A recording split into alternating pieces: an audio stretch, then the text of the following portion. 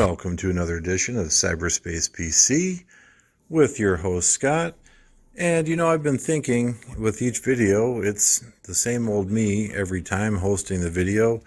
So I think I'm going to look for somebody to guest host the show with me pretty soon. I've got a couple of ideas in mind. I've got a stepson, Dylan, who's borrowing my Ryzen 5 5500 XT gaming PC right now. He's pretty much a dyed-in-the-wool PS4 guy. He's got a PS4 Pro that he enjoys a lot, but maybe we can get him converted yet. My other stepson, Brady, he's had an i5 1080 Ti, or actually 1050 Ti system for the past couple of years. Don't feel too bad for him. His favorite PC game is the classic League of Legends, so I'm sure his frame, I think he gets about 100 plus frames per second on that system, so he's doing pretty well. He plays a few other games here and there on the system as well. He probably due for an upgrade pretty soon, but I haven't heard him complain too much. Oh, and he's got the good old 8 gigabytes of DDR3 in the system as well. But let's move on to today's topic. Going back to the RTX 3090, obviously a pretty big deal coming down the pipe. Should be better than the typical 80 Ti series performance. And I think we're starting to get an idea why the card's going to be starting at about $1,500 for the Founders Edition card, and moving on up north of $2,000 is what we're hearing for the AIB custom variants of the card. So that's the first hurdle that gamers are going to be faced with if they're wanting to game on the beast, the 3090. But we're getting some other specs leaking out that makes the the threshold of ownership of this card just a little bit higher than things have been in the past. Namely, we're looking at a total board, or total a TDP, thermal power design, of anywhere we're hearing from a little bit over 350 watts, perhaps even up to 400 watts. Now, we're not sure if this is stock or overclocked, but if it's 350, maybe overclocked, you're looking at 400. Anything over 375 at stock, then you're probably looking at 400 or above when overclocked. So anybody interested in this card is going to have to realize you're going to have to certainly have a pretty well, probably a kind of a large, well ventilated case, and probably operating it in a room that's if it's smaller, you probably need to have the AC going a little bit. If it's wintertime, it'd probably heat up the room pretty nicely. I had a Vega 56 a while back. It was a Nitro Special, the Sapphire Nitro Special Edition, and that took 3 8-pin power connectors. And I remember how hot I have a pretty good airflow in the case, but I remember how hot the case got with the Vega, and it just used a lot of power. Definitely the card was a nice upgrade over my 580, but I had to sell it to somebody who loved it a little bit more. Just wasn't a fan of the heat and the power consumption of that particular model. Before we get too much deeper into this discussion about power use and size of the card, I just like to go back to the specs of the card.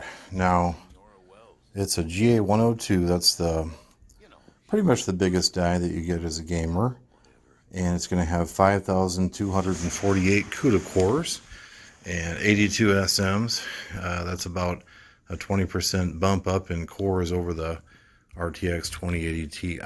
So that does give you an idea as to why power consumption's up as well, because you're about 1,000 cores over a 2080 Ti. So those cores require power.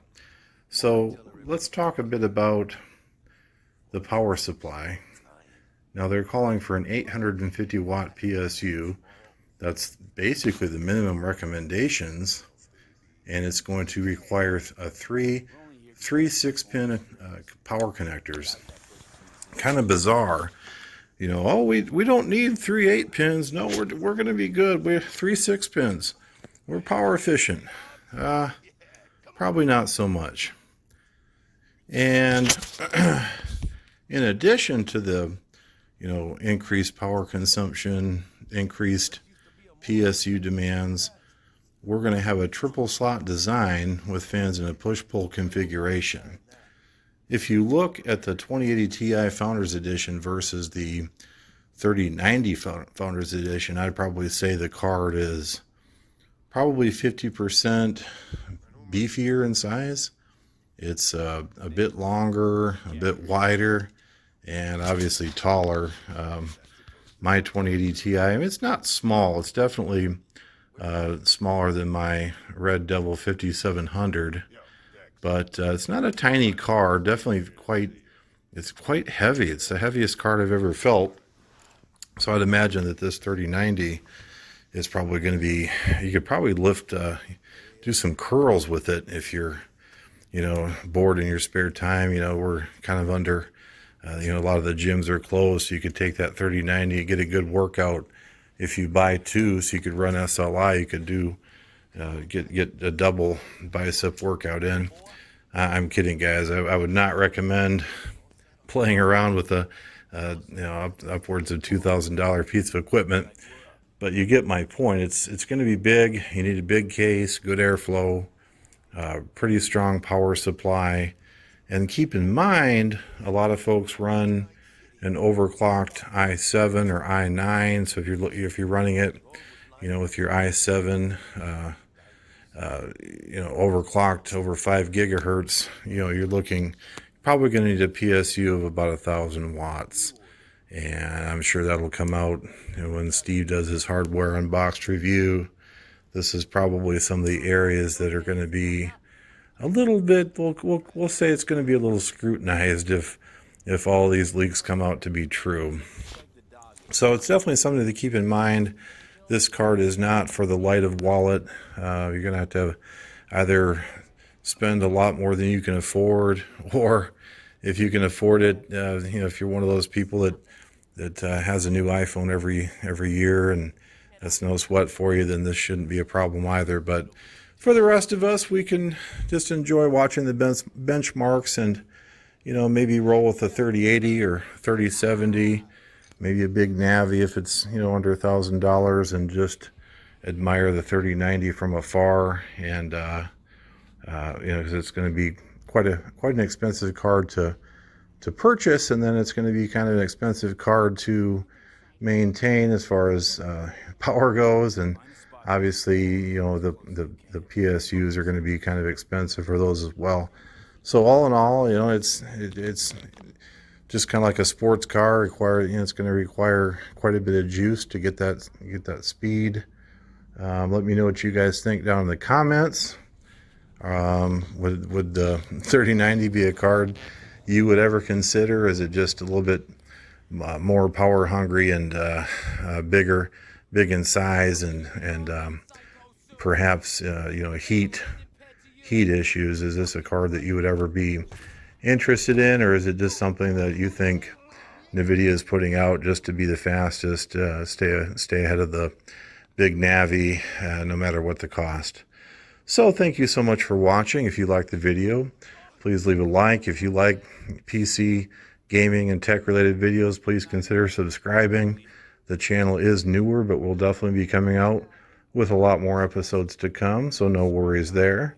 And if you'd like to share, certainly feel free to do so, and leave a comment. I'll probably respond to you if it's something that's civil.